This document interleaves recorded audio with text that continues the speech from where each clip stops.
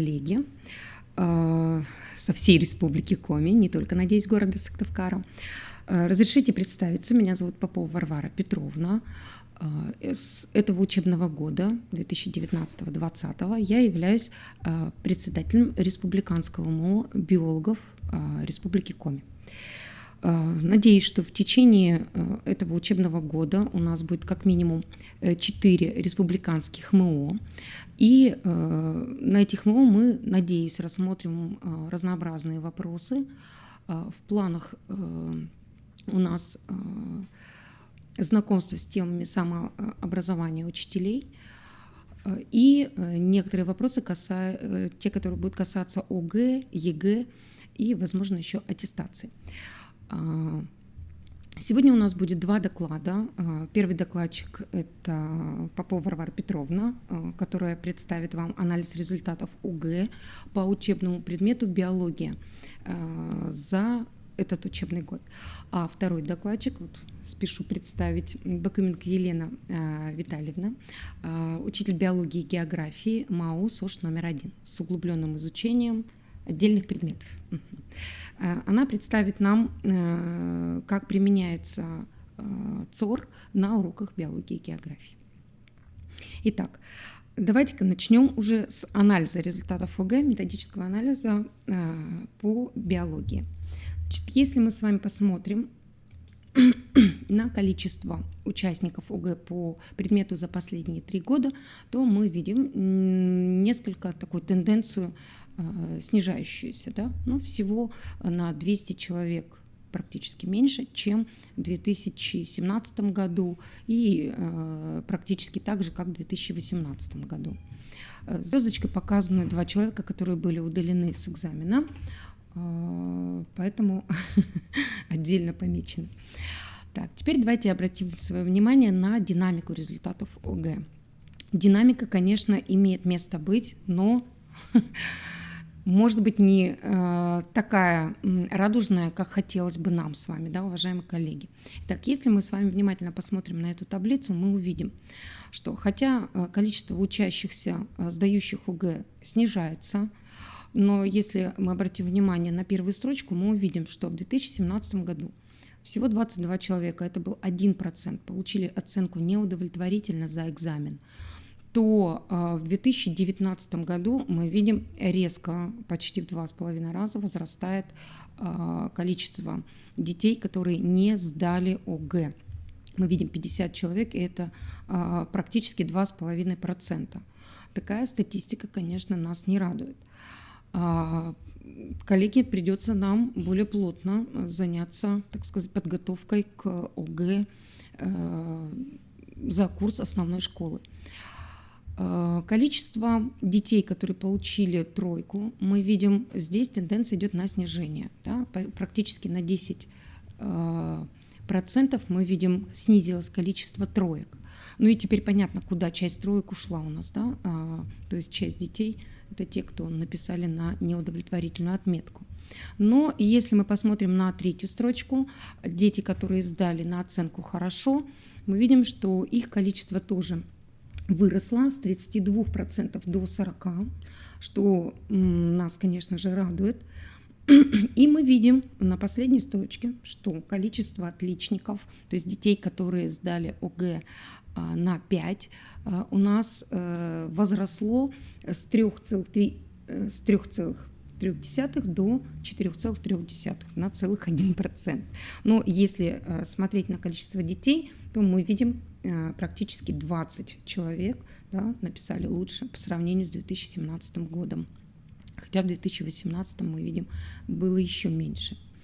То есть, хотя некоторые мы видим результаты положительные, да, количество детей, сдавших на 4 и на 5 у нас увеличилось, и количество сдавших на 3 уменьшилось, но, к сожалению, нам еще с вами работать и работать, чтобы количество детей, сдавших на 2, уменьшилось в следующем году. Теперь хотелось бы более подробно остановиться на тех школах, доля участников, доля детей, которых сдала очень хорошо. Здесь что мы с вами видим? Понятное дело, что не все учебные заведения сюда включены. Сюда включены до 15% от общего числа образовательных учреждений, в которых сдавали дети биологию ОГЭ, да, за 9 класс. Ну и мы видим, кто в этой таблице, какие учебные заведения представлены. Если мы посмотрим на вторую колоночку, мы увидим с вами, что в этих учебных заведениях из числа сдававших нет ни одного ребенка, кто бы сдал на 2. Качество обучения, то есть дети, которые сдали на 4 и 5, здесь во многих учебных заведениях 100%. Ну и уровень обученности мы видим во всех учебных заведениях 100%. Да? То есть сюда вошли учебные заведения, в которых качество сдачи ОГЭ на хорошем уровне. И, конечно, мы видим, что неимоверно радует, что здесь имеются районы, не только город Сыктывкар, да, не только города, но и районы Республики Коми, и мы видим, что они разнообразные. То есть мы видим и Сыктывкар, СОШ номер 15, да, например, мы видим лицей номер 1 Воркута, Инта, лицей номер 1, Печора, гимназия номер 1, и мы видим сельские школы, да, вот поселок Аджиром, мы видим село Обьячево, мы видим село Гурьевка Прилузского района. Очень радует, что именно есть школы из районов.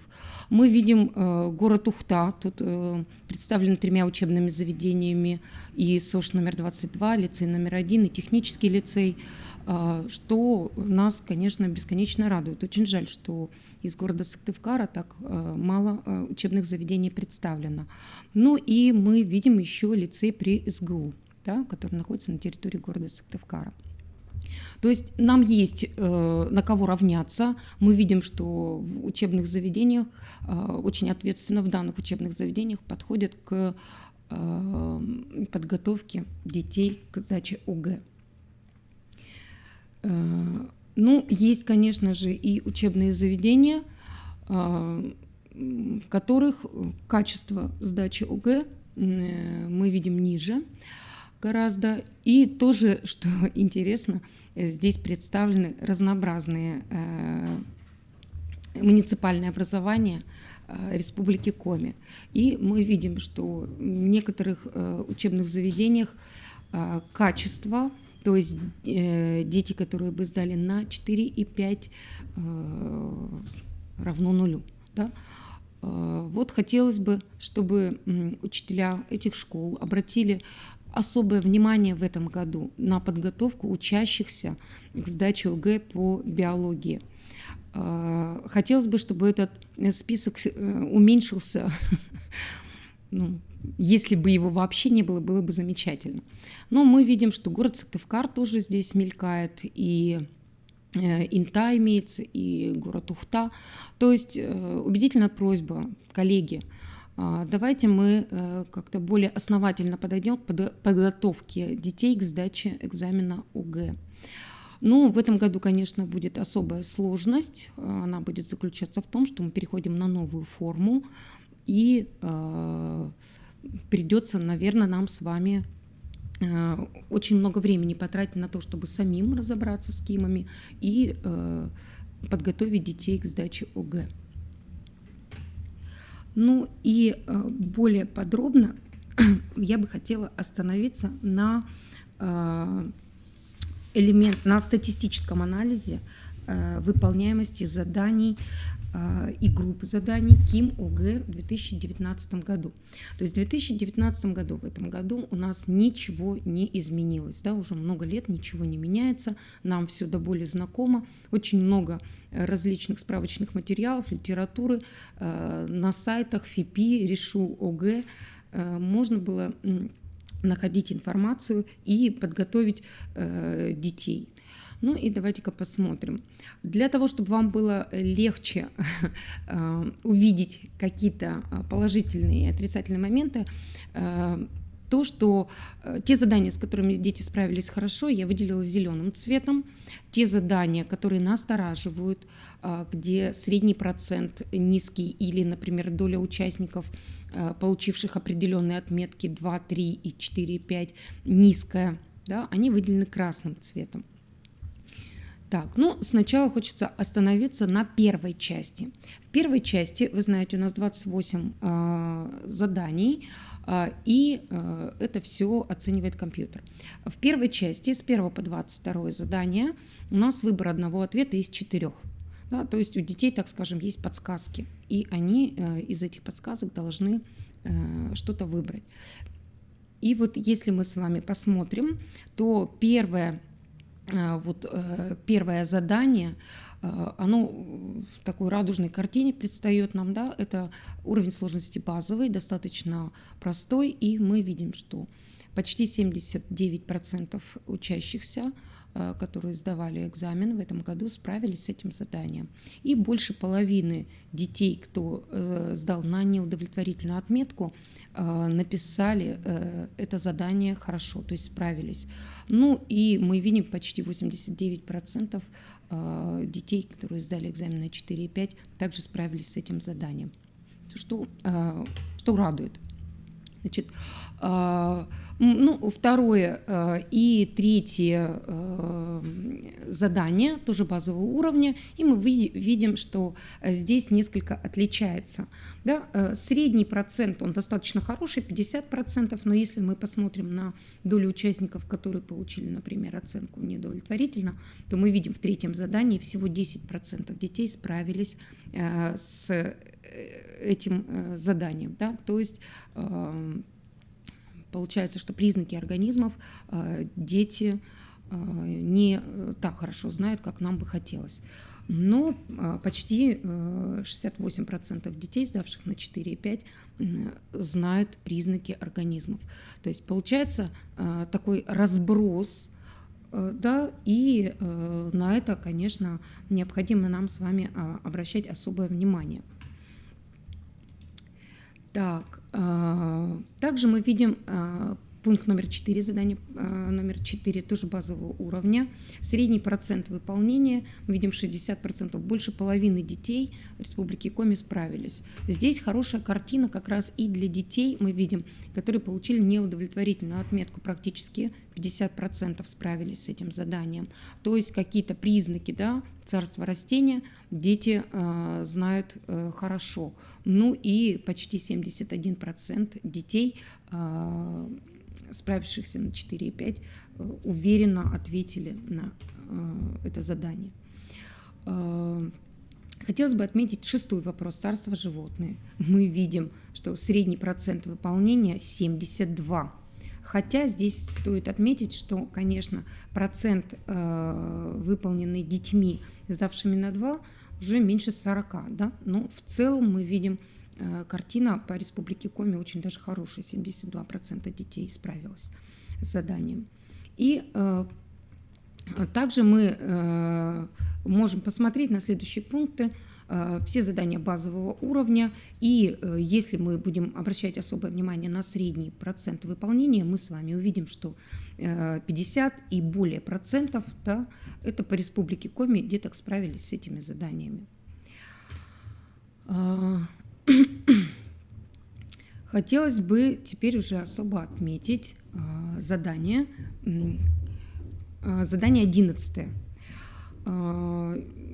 По идее, я должна была его здесь выделить зеленым цветом, и это задание, с этим заданием в этом году очень хорошо справились, хотя порядка уже, наверное, года 3 именно с этим заданием внутренняя среда дети плохо справляются. И в этом году дети нас порадовали. Потому что из года в год мы в методическом анализе указывали, что с заданием номер 11 внутренняя среда организма дети не справляются. Всегда были очень низкие проценты здесь выполнения. И вот в этом году наконец-то учителя нас услышали, подготовили детей, и хороший процент, 70% детей справились.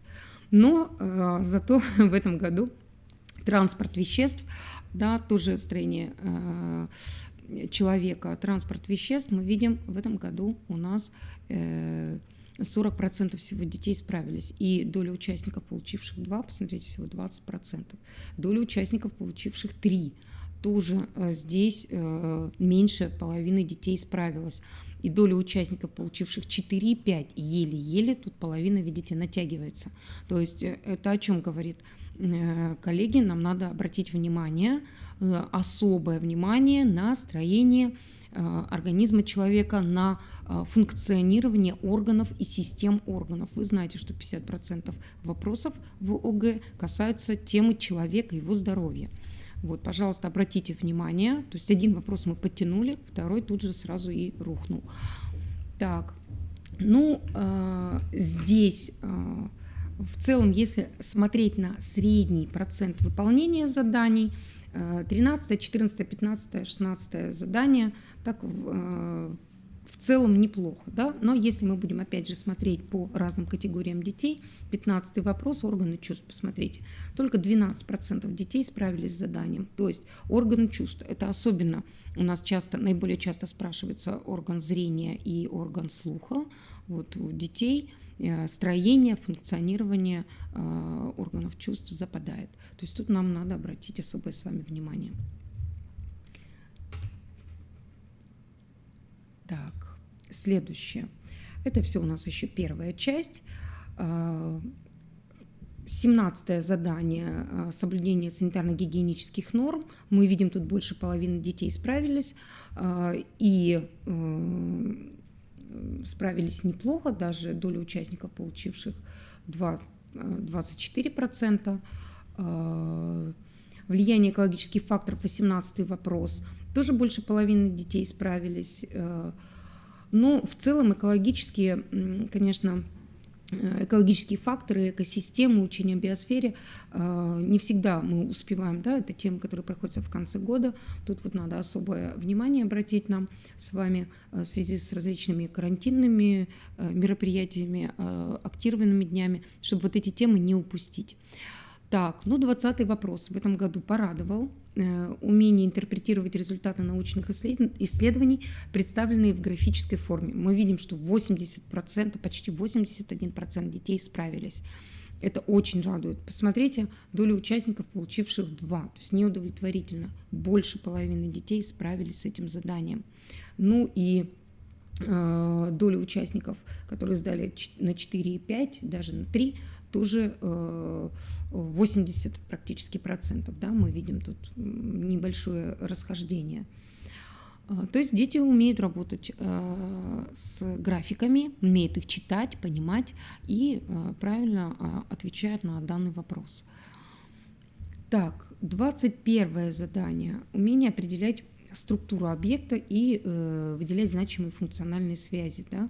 Мы видим, что здесь также картина неплохая, хорошо справились дети.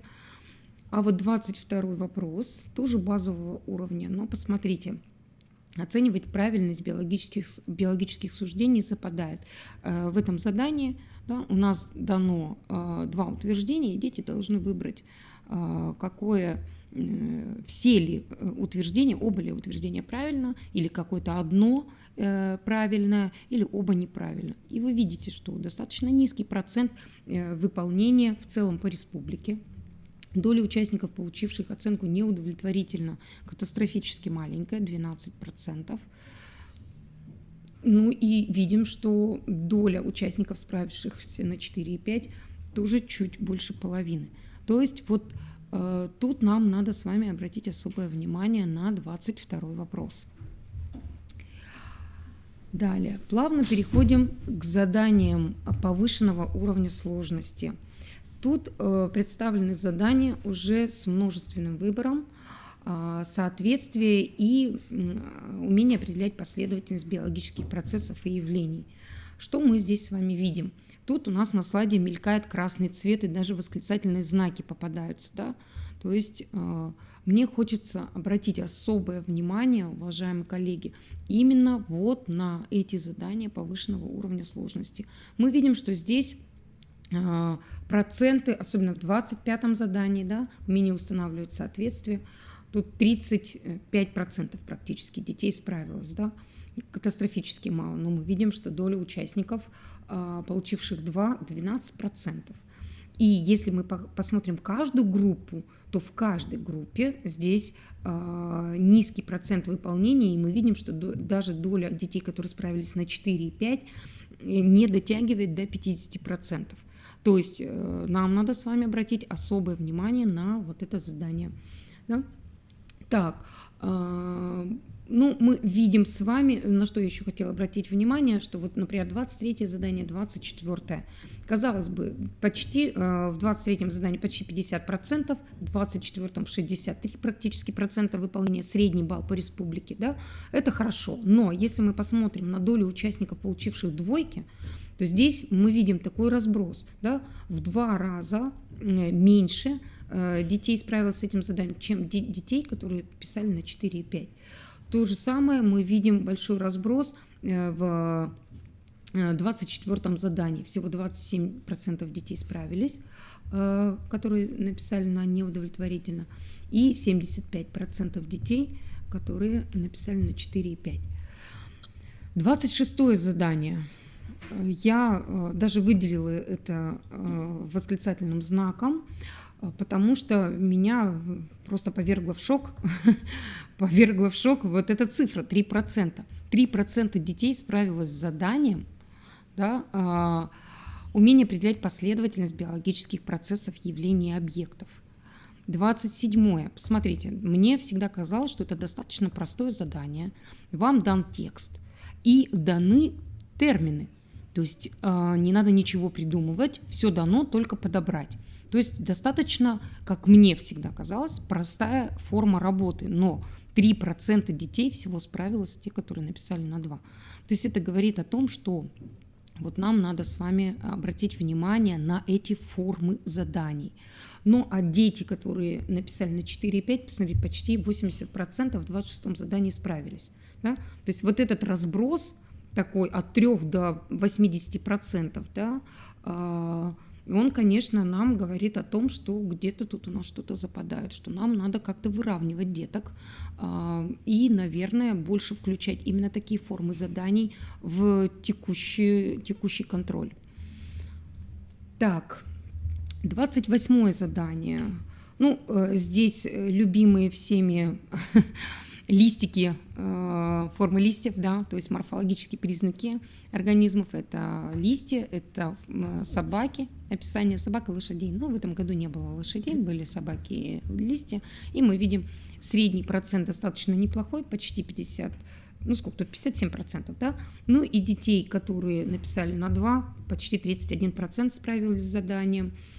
Больше половины детей, написавших на 3, справились с заданием, и те, которые написали на 4 и 5, 65%. В принципе, неплохо справились с этим заданием.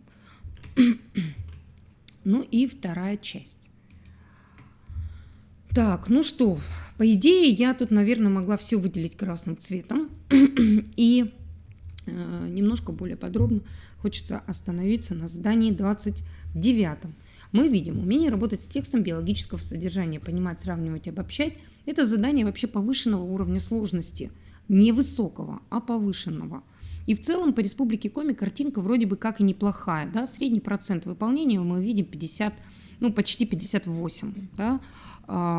Но если мы посмотрим с вами долю участников, получивших 2, 16% детей всего справились с этим заданием. Это очень низкий показатель.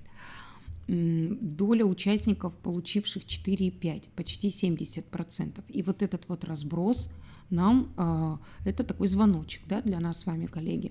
Мы должны как-то вот эти задания включать в текущие формы контроля. Иначе мы детей не научим работать и именно с этой формой заданий. Ну и, конечно, необходимо читательскую компетентность развивать. Так, 30-е задание. Это уже с 30 по 32 высокий уровень сложности. Мы видим здесь умение работать со статистическими данными, да, которые представлены в табличной форме. Средний процент мы тоже видим, опять, достаточно хороший по Республике Коми, но опять же мы видим разброс в доле участников, получивших 2 и получивших 4 и 5. Да? То есть тут вот еще раз говорю о том, что нам необходимо эти задания включать в текущие формы контроля, дабы детям было понятно. Но я сейчас чуть подробнее остановлюсь на этих заданиях, покажу примеры заданий, какие были, и скажу, какие основные ошибки в основном при выполнении второй части. Значит, 31 задание – умение определять энергозатраты при различной физической нагрузке и составлять рацион. Ну, да, уровень сложности высокий, и мы видим чуть меньше половины, да, тут 41% всего по республике справилось. Но посмотрите опять, какой разброс. Меньше 1% детей справилось с этим заданием. Да? 63 всего лишь процента детей справились, тех детей, которые написали на 4 и 5. Ну, тут есть не только субъективные причины, но и объективные причины. Да? То есть задачи разные, форма заданий разная, критерии ответа разные. Тут уже кому как повезет на экзамене. Так, ну и 32 задание, я его выделила. Ну, вообще 32 задание, мне кажется, уже много лет можно его выделять красным цветом. Оно, можно так сказать, говоря откровенно, неподъемное. Оно достаточно сложное. Здесь умение вот обосновывать рациональное, там, здоровое питание или умение вообще обосновывать свою точку зрения и достаточно кратко, четко, логично выразить свою мысль очень тяжело дается детям. Посмотрите, по республике Коми 14% детей всего лишь справились с этим заданием. Доля участников, получивших 2, 0%. То есть ни один из них не справился с этим заданием. Ну и мы видим, что даже количество детей, которые написали на 4 и 5, далеко не половина, 24% всего лишь. Да, это 1/4 часть. То есть вот это говорит о том, что детям достаточно тяжело даются задания, которые требуют развернутого ответа на поставленный вопрос. Ну и какие типичные ошибки участников ОГЭ хотелось бы выделить. Первое, ну, я не знаю, мне кажется, мы каждый год уже говорим о том, уже ни в одном методическом анализе это мелькает, то, что дети невнимательно читают задания, невнимательно читают текст и вопросы к нему. То есть получается, что дети не дочитывают до конца или, прочитав первую часть вопроса, отвечают на него. А иногда бывает так, что, прочитав вторую часть, мы понимаем, что спрашивалась совершенно другая информация. Дальше. Неумение убедительно аргументировать избранную точку зрения. Это вот как раз касается в основном 32-го задания. Очень часто в 32-м задании дети пишут, так сказать, такое ощущение, что наобум. А напишу, а вдруг там, пальцем в небо, вдруг попаду. Да? Если у ребенка спрашивается влияние курения на желудочно-кишечный тракт, то, поверьте опыту моему работы в комиссии ОГЭ, мы можем там увидеть все, что угодно, но только не влияние на желудочно-кишечный тракт. То есть пишут все, что знают и не знают, все приплетают к этому заданию. Да? Хотя конкретно спрашивается, например, влияние на курение на желудочно-кишечный тракт. То есть тут вот сразу все границы ответа указаны, но вот дети этого не видят. Дальше. Очень часто, ну не скажу, что совсем часто, но вот заметила такую тенденцию, что дети стали забывать писать номера заданий и ставить пункты,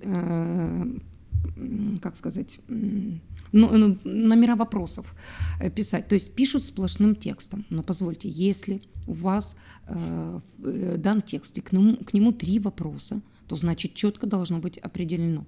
Вопрос номер 1, и на него ответ, вопрос номер 2, на него ответ, вопрос номер 3, и на него ответ. Получается, что дети, когда пишут сплошным текстом, непонятно, к чему дан ответ. К вопросу номер 1, к вопросу номер 2 или к вопросу номер 3. И понятно, что тут оценить очень сложно это задание. Дети получают 0 баллов. Так, дальше.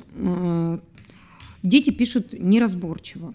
Я понимаю, что мы все это детям говорим, но, видимо, дети не верят. Поверьте, когда перед тобой отсканированный текст, и ты видишь перед собой кардиограмму, электрокардиограмму, очень тяжело не только прочитать, но и выбрать правильный ответ.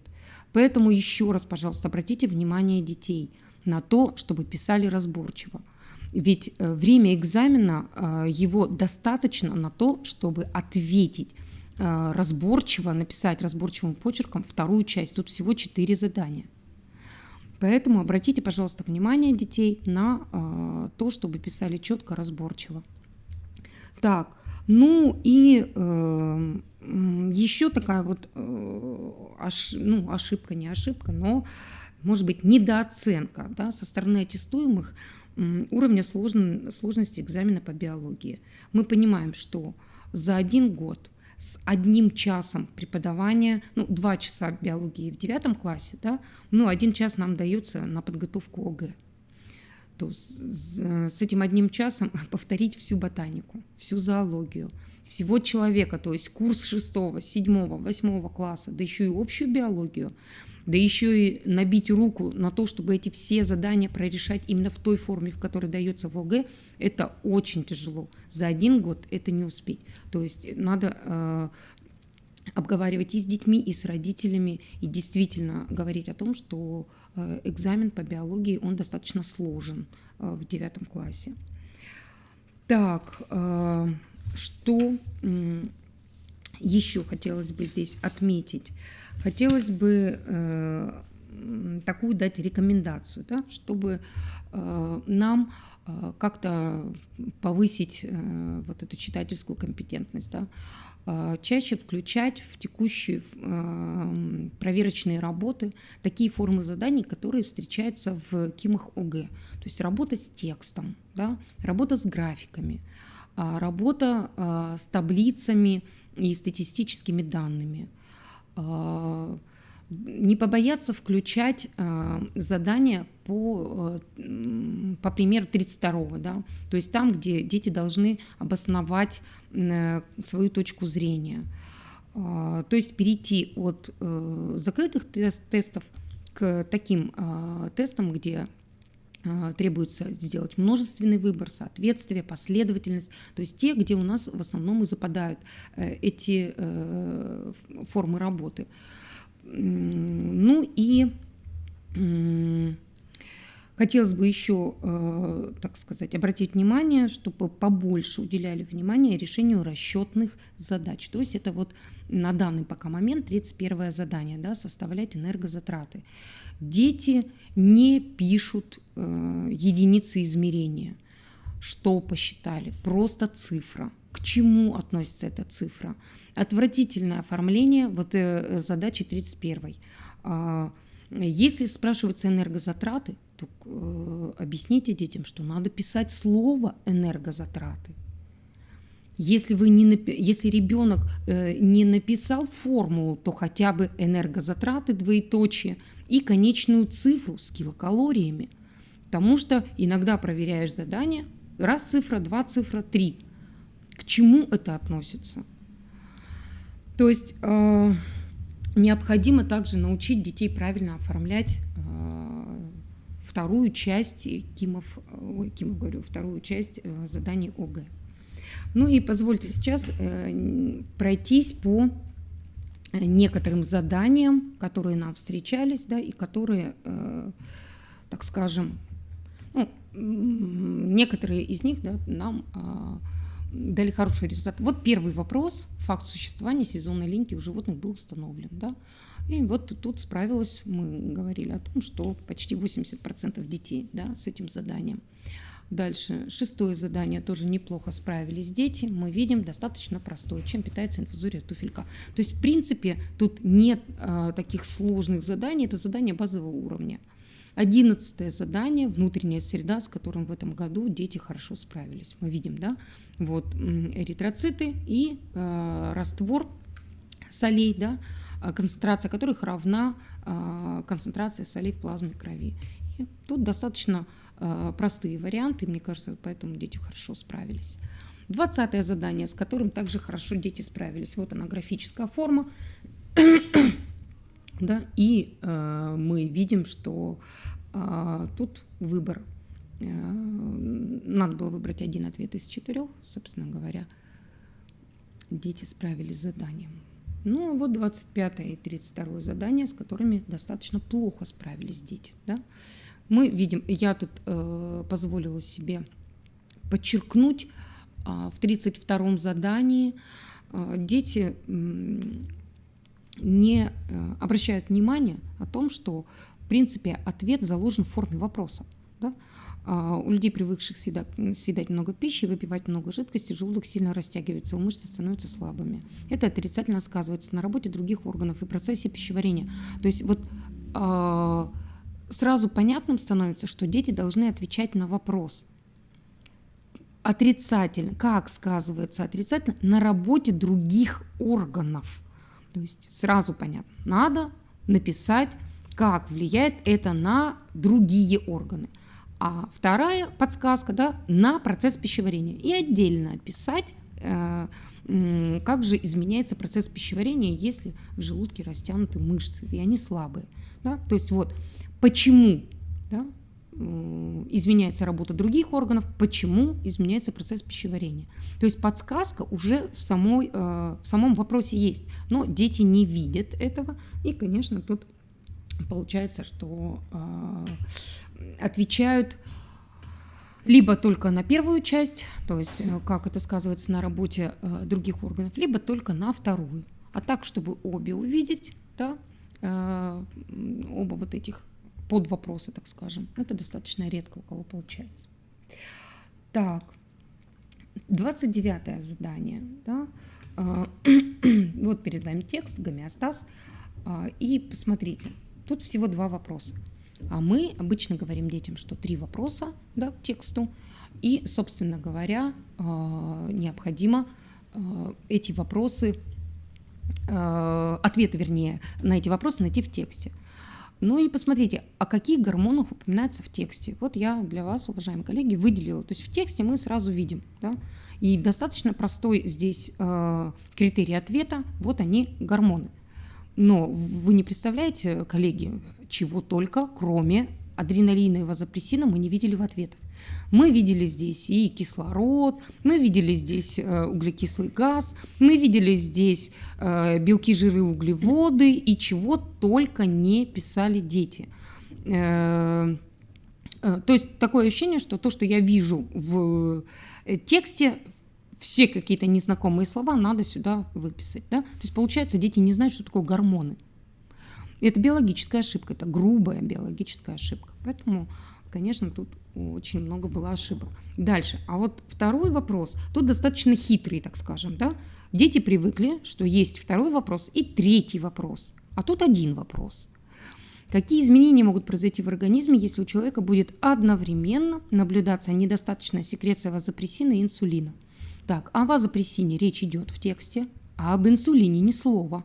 То есть это должны были дети вспомнить с уроков биологии.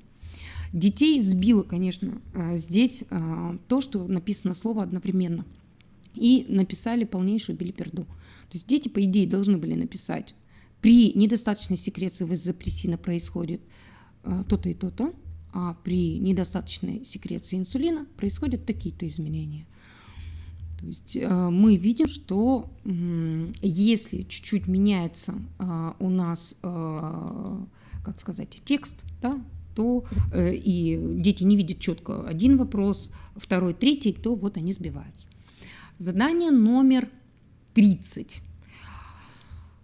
Господи, до боли знакомая таблица. Во всех, мне кажется, демонстрационных версиях уже есть эта таблица. Но все равно мы не видим стопроцентного выполнения этого задания. С чем это связано? Первый и второй вопрос дети отвечают, находят эти данные в таблице. Но третий вопрос очень сложно дочитать до конца. Дети видят кто из перечисленных животных больше остальных теряет в весе за время спячки. Все. Дальше они не читают. А зачем? Они пишут кто, но они не пишут почему. То есть правильный ответ, да, желтый суслик, он больше всего теряет процентов. Но нет обоснованного ответа на вопрос почему. И дети теряют балл. А ведь он очень простой, да. Мне кажется, мы уже оскомину набили, все знают, что желтый суслик очень рано ложится в спячку уже летом, потому что нет корма, да. Потому что в полупустынях обитает, и, собственно говоря, там корма нет уже к середине лета. И так как такая длительная спячка, он больше всего теряет в весе. Но мы, в принципе, очень редко видели правильные ответы на данный вопрос. Получается, вроде бы и знакомое задание, много лет встречается, а все равно 100% выполнения его мы не увидели. Так, задание 31. Уж простите, уважаемые коллеги, своим чудесным почерком я тут дорисовала, как бы мне хотелось, чтобы дети оформляли. Я много чего тут подчеркнула, на что бы должны обращать время. Вы знаете, что здесь надо работать с таблицей. И на что дети должны обращать внимание. Во-первых, на возраст ребенка. Вот я подчеркнула, 11-летний Николай. Дальше рассчитайте рекомендуемую калорийность второго завтрака. Да, там есть первый завтрак. То есть наша задача научить детей работать с текстом. Да, некрасиво выглядит, зато когда я подчеркнула в тексте конкретно, что у меня спрашивается, я уже не потеряю мысль, я буду четко, логично следовать этой мысли. Дальше нам спрашивается максимальное содержание жиров, да, из предложенных блюд и напитков. Дальше нам дана подсказка, что обязательно закажет ребенок сладкий, сильно газированный напиток. То есть не надо выбирать второй напиток. Дети почему-то не видят, если мы дальше прочитаем с вами заказанные блюда, в ответе укажите калорийность второго завтрака, заказанные блюда, которые не должны повторяться. Я должна была здесь поставить 10 восклицательных знаков. Однако дети пишут нам по 2 напитка, дети перечисляют 2 омлета. Единственное, что может повторяться, это 2 салата, да, потому что салаты разные, больше ничего не может повторяться. Но вот, к сожалению, дети не замечают. Дальше. Энергетическая ценность не должна превышать рекомендованную калорийность второго завтрака. Да? Ну, вот это я даже уже красным цветом подчеркнула, чтобы и вы, и дети обратили на это внимание. Значит, как бы мне хотелось, чтобы вы научили детей оформлять таблицу, вернее, это задание. Посмотрите, когда мы пишем, вот даже от руки, да, в форме таблицы, то ребенок сразу будет писать блюда, он их не потеряет. Он не потеряет калорийность каждого блюда и итоговую калорийность, и он не потеряет количество жиров каждого блюда и итоговую калорийность. Потому что очень часто мы сталкиваемся с тем, что ребенок отдельно перечисляет блюда, отдельной строкой пишет калорийность каждого блюда и отдельной строкой пишет жиры. И потом или не успевает, или забывает привести это все к итоговой цифре. И получается, что итога нет. Да, блюда перечислены, калорийность каждого, но итог ребенок не подвел. И в конечном итоге, если мы посмотрим с вами в критерии этого задания, верно определены любые 2 значения. А если он итог не подвел, откуда у него будут значения? Дальше. То есть вот посмотрите, как в критериях. Калорийность второго завтрака. Правильно? То есть или, как вот у нас в вопросе здесь сказано, рекомендованная, да, калорийность. Вот она, рекомендуемая калорийность второго завтрака. То есть вот хотелось бы, чтобы и вы, коллеги уважаемые, на это обратили внимание, и чтобы детей тоже, внимание детей тоже на это обратили. Ну и критерии. В этом задании разные критерии. Тем детям, которым попалась вот такая задача с этими критериями, да, где определены 3 значения, очень повезло. А тем детям, у которых было в задаче вычислить энергозатраты, не повезло, потому что ребенок, если не вычислил энергозатраты тренировки, то, простите, как он может подобрать блюдо если он не знает, сколько калорий потрачено. И вот такие задания уходят сразу в ноль. Если ребенок не написал, сколько потрачено калорий, он не знает, какое количество калорий надо ребенку подобрать в меню. Соответственно, меню неверное, калории неверные, сразу все 31 задание оценивается в 0 баллов. Даже если ребенок потратил на него достаточно много времени. То есть вот такие нюансы, мне бы хотелось обратить ваше внимание на эти нюансы. Мне бы также хотелось обратить внимание еще раз на оформление этой задачи. Ну и последнее задание, 32-е. 32-е задание. Так, наверное, надо чуть-чуть увеличить, да? Так, если мы посмотрим с вами, вот задание у нас было, в теле человека за 1 час образуется столько же тепла, сколько нужно, чтобы вскипятить 1 литр ледяной воды. Да, такой намек на что-то. Однако температура тела практически не меняется. Почему? И вот подсказка. Укажите не менее 2 органов, которые принимают активное участие в поддержании постоянной температуры тела. Ну, раз постоянная температура тела, и тут нам намек дается на то, чтобы образуется тепло, но температура не меняется, понятно, что речь идет о тепловом балансе. Да? То есть мы с вами в критериях и видим с вами, да, что существует равновесие между образованием тепла и его отдачей во внешнюю среду. То есть если ребенок уже нам вот это предложение написал, балл свой получает. Ну и посмотрите, любые, тут перечислено гораздо больше органов, да, но любые 2 из них в любом сочетании, они давали ребенку балл. То есть получается, что 32-е задание, к сожалению, оно неравноценно. Если ребенку попадался такой вопрос, да, то, как правило, дети не отвечали на вопрос. Если детям попадался вопрос «перечислите функции белков», а были такие задания, да, в прошлом году, в этом, то дети, конечно, писали. Потому что функции белков, кстати, знают неплохо. Вот, уважаемые господа, в принципе, то, что наболело, то, что мне очень хотелось озвучить, коллеги, пожалуйста, обратите внимание, и давайте в этом году мы подойдем, так скажем, в хорошей форме к сдаче ОГЭ, и у нас не будет такого ужасного почти 2,5% выполнения вот, работы на неудовлетворительную отметку. Поэтому удачи вам, коллеги, и, в принципе, мы ждем вопросов. Если будут вопросы по разбору проекта КИМа в новой форме, то мы с удовольствием на них ответим. Ну а теперь я хочу передать слово коллеге Елене Витальевне. Так, я так полагаю, надо это все закрыть. Да? Нет, мы не будем сохранять. Пожалуйста. Я, наверное, останусь, мышку такую возьму. Да, пожалуйста. Дотянется. Здравствуйте, уважаемые коллеги.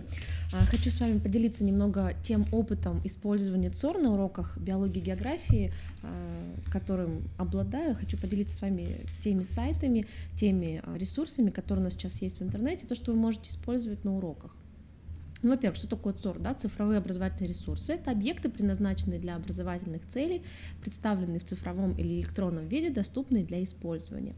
На своих уроках я не только работаю над освоениями учащимися стандарта по образовательным предметам биологии и географии, но и над формированием учебно-познавательных, информационных компетенций на материале содержания учебного предмета, как раз биология и география. Итак, этап урока, да, прекрасно вам знаком. Вот один из тех сайтов, которыми я пользуюсь очень активно на этапе изучения нового материала, это виртуальная лаборатория. Здесь на этом сайте, вот, виртуальная лаборатория, здесь представлены лаборатории по нескольким предметам, естественно, научного цикла. Ну, вот хочу вам показать на примере лабораторной работы. В ходе 8 класса вы ее наверняка выполняете. Изучение действия ферментов желудочного сока на белки и действия слюны на крахмал. В чем ее особенности, в чем ее плюсы? То есть дети в интерактивной форме могут провести эту лабораторную работу. У них она здесь очень подробно расписана, ход работы, как они будут выполнять. Ну, соответственно, ребятам остается это все выполнить и оформить, да, для того, чтобы сдать вам. Есть подсказки, инструкции, что зачем необходимо делать. Ребята повторяют лабораторное оборудование. То есть если они, допустим, поместите пинцетом в каждую пробирку кусочек вареного яйца, они не могут сначала там взять пипетку, да, или какой-то другой инструмент, им нужно начинать свою работу вот именно с того, что они должны взять пинцет, от вареного яйца отделить кусочек и поместить в пробирки. То есть в другое место у них это поместить не получится. Дальше необходимо при помощи пипетки там добавить желудочный сок, тоже он у нас здесь есть. Все интерактивное, все у них подсказки есть, где лоток, где стакан со льдом, водяная баня и так далее. Мы берем с вами пипетку, ну и, соответственно, добавляем везде желудочный сок. Ну и затем дальше помещаем пипетку в лоток. Все, если ребята успешно с этим справились, они нажимают кнопку «Далее», и у них выходит вторая часть этой работы. Ну, всю работу мы с вами проводить не будем, то есть если вы здесь посмотрите, на этом сайте здесь есть большое количество работ, на разные классы они рассчитаны. В чем плюсы? Да? Не всегда у нас получается провести, у нас не всегда есть оборудование, необходимое для проведения той или иной работы. Такой способ изучения материала я ребятам иногда даю на дом, то есть они дома проводят лабораторную работу и оформляют. Если есть возможность, допустим, если нам разрешают прийти в кабинет информатики, да, и провести лабораторную в кабинете информатики, каждый выполняет в режиме онлайн, да, проводит ее, оформляет результаты. Бывает такое, что я на уроке показываю, или кого-то из ребят вызываю, прошу провести эту работу. Детям всегда это очень нравится, им интересно, да, там что-то нажать куда-то, да, что-то к чему-то прилить и так далее. Работы разные, можете своим коллегам подсказать, здесь есть работы и по химии, и по физике, то есть можно активно использовать и на этих предметах. Следующий. Одна из компетенций, которую необходимо сформировать на уроке географии, это знание номенклатуры.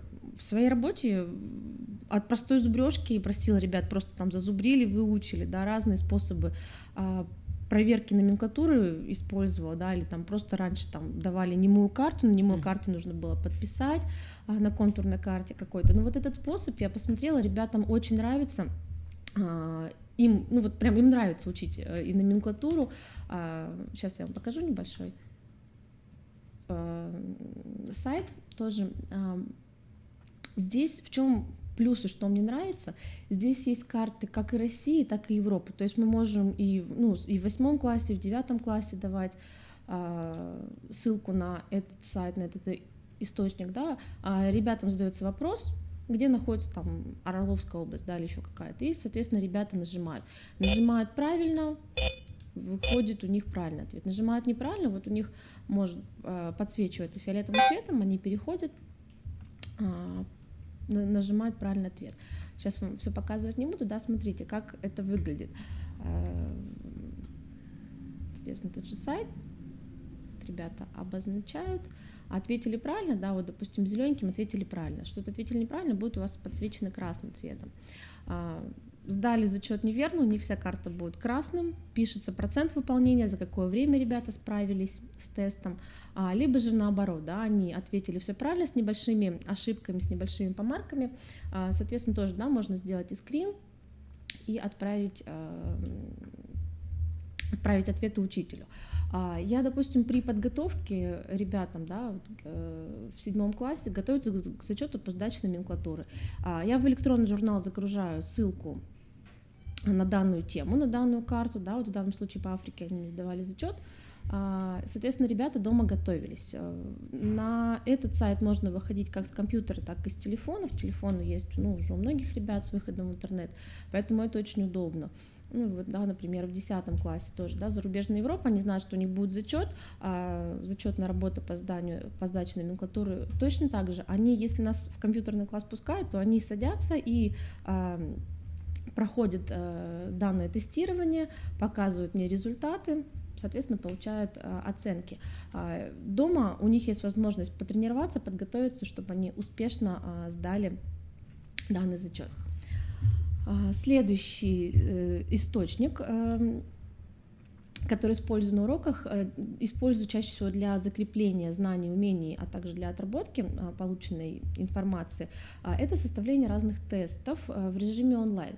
Ну, вы знаете, да, что основная Google платформа, да, очень часто всеми используется, но коллеги, особенно коллеги, те, кто не очень хорошо владеет компьютером, не могут до конца разобраться в Google платформе, да, во всех ее преимуществах. Показываю тоже всегда и рассказываю, что есть сайты довольно простые, где, ну, очень просто можно создать какие-то небольшие тесты. Вот, например, конструктор тестов.ру. В чем здесь особенности, в чем его преимущество? Тоже создаете тест, очень все несложно и понятно всем.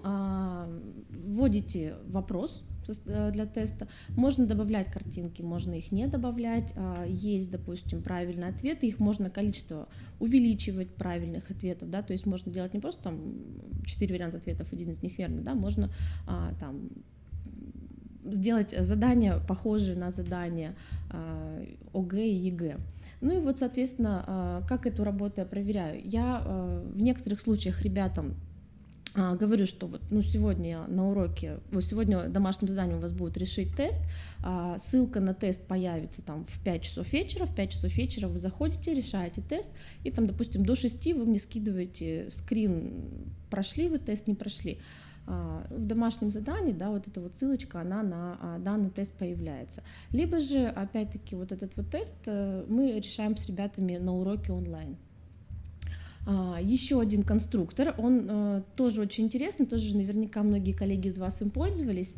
Это платформа Learning Camps называется. Здесь есть уже готовые задания, которые можно взять и использовать в работу, либо же есть специальный тоже конструктор, тоже не очень сложный, куда вы можете самостоятельно тесты сделать и помещать. Ну вот, например, в 5 классе тему проходим «Среды жизни», вот ставила такое задание, тут даны картинки, и нужно распределить, в какой среде обитания встречается то или иное животное. Да? Допустим, поместили, ребята проходят тест, нажимаем «Проверить», и сразу показывается, да, какие задания, с какими заданиями ребята справились правильно, с какими неправильно. Здесь также можно дополнять подписи, да, к животным. У ребят у нас постоянно западает биологическое разнообразие, то есть добавляя картинки, вот то, что они внешне знакомятся с животными, как они выглядят, их описание дано. Ну вот для 5 класса здесь такие несложные животные, да, если вы будете там в более старших классах возвращаться к этому, в 7, например, да, тоже у нас система сред жизни. Здесь можно, разнообразнее сделать данные тесты. Дальше, еще один сайт, всеми нам любимый, он самый популярный, используется всегда всеми и всюду, это School Collection. Здесь собраны материалы по разным предметам, в том числе по биологии, тоже очень активно использую. В чем здесь его преимущество? Здесь очень большое количество разнообразных видео, да, вот сейчас мы одно с вами посмотрим. В пресных водах вы часто можете видеть плавающие на поверхности воды скопления зеленой тины. Это одноклеточная нитчатая водоросль спирогира. В видео все очень простым языком ребятам объясняют тему. Видео небольшие, то есть их можно за урок показать даже несколько штук. В 6 классе, да, особенно детям же, им непонятно, что такое спирогира, там, да, откуда, где ее вообще взять. Показать ее вживую, да, у нас есть микропрепараты, и то не во всех школах. Соответственно, здесь ребята посмотрели, все увидели. Очень им нравится. Еще один момент, который я хотела бы осветить, это работа с детьми, которые обучаются по индивидуальному плану. У нас в школе, я думаю, что во многих школах ежегодно увеличивается количество детей, которые находятся на индивидуальном обучении, скажем так, да.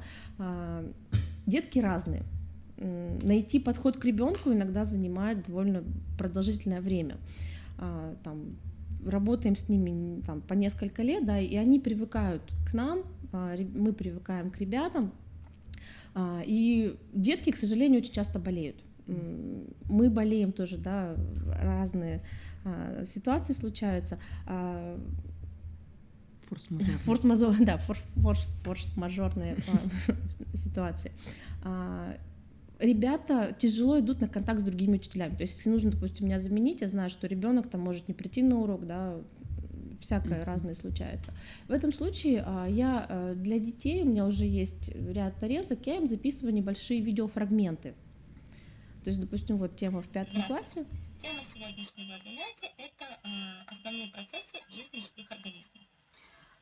Как вы знаете, организмы делятся на живые и неживые. Да? Все садики играли в эту игру, там живое, неживое. В общем, ребятам записываю небольшие видеофрагменты по теме. Ну, здесь, допустим, в данном случае тема была общие свойства живого. Ну и также через электронный журнал помещаю.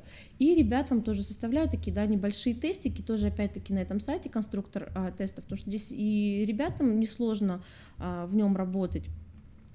И, соответственно, они отрабатывают тему, если там она по какой-то причине была пропущена, вот уже непосредственно таким образом. Видео записать, ну, на самом деле ничего сложного в этом нет. Можно просить там либо поставить телефон, да, либо кого-то из домашних попросить. Детям проще, да, они к вам привыкли, и они, когда слышат уже ваш голос, они охотно и слушают, и занимаются. Еще один тоже такой момент, которым я очень активно пользуюсь, это генератор QR-кодов. Я его активно на уроках не использую его в внеурочной деятельности. QR-кодов, вот этих сайтов, их сейчас довольно большое множество. Ну, вот этот вот, мне кажется, довольно тоже простой, и ошибок с QR-кодом тоже здесь не возникает при распечатке, при создании. Переходите на сайт, здесь необходимо ввести какой-нибудь вопрос, допустим, да, какую-то информацию, которую вам необходимо зашифровать, закодировать. У вас тут же появляется QR-код, который вы можете распечатать и использовать в работе. Что, допустим, я делаю? У нас ежегодно в школе проходит Ломоносовская ассамблея наук. Это наше вот такое мероприятие. И, соответственно, вот уже несколько лет мы с ребятами составляем задания. То есть, ну, как игра по станциям такая небольшая, да. Ребятам необходимо скачать программу для того, чтобы читать QR-коды. В рекреациях, возле кабинетов у нас висят задания. Размещаем вот эти вот задания с QR-кодами, они считывают, отвечают на вопрос, ну и, соответственно, получают там, да, определенные жетончики. Детям эта форма очень нравится, они бегают там по всей рекреации, ну, современные технологии им, конечно, впечатляют, интерес проявляется, чем просто когда там сидишь, там, да, к тебе подходят, читают вопрос, они берут листочек. Тем более работать с телефонами да, в кои-то веке учитель разрешает. Да? Самое любимое. Ну и последнее, что я хочу сказать, вот очень часто, ну, не знаю, как у вас, у меня такое в работе случается, задаешь вопрос, или хотят ответить все, или не хочет ответить никто. Или, допустим, на зачетных работах детям предварительно дается какой-то список вопросов, список терминов, которые там необходимо выучить, и потом нужно спросить какого-то ребенка или там какой-то конкретный вопрос, все начинают там либо ругаться, да, либо переживать. Я в своей работе использую вот такой вот генератор случайных чисел. Здесь, допустим, задаем диапазон. У нас, ну, знаем, что в классе, да, ну, учатся там, допустим, 25 ребят. Варвара Петровна, напишите, пожалуйста. Ой, не, вот здесь. Нет? Нет, вот тут. 125. Да, ну, пусть будет 12. Ну, давайте. 25 ребят. Все, задали вопрос. Ребят, кого спрашиваем? Вот, 4-й, соответственно, находим в списке, да, в журнале в электронном 4-го ребенка, задаем ему вопрос. Детям тоже нравится, на уроках использую, они очень-очень довольны. Вот. И это облегчает объективность, кого спрашивать, да, потому что некоторых там или все время спрашиваем, или никогда не спрашиваем.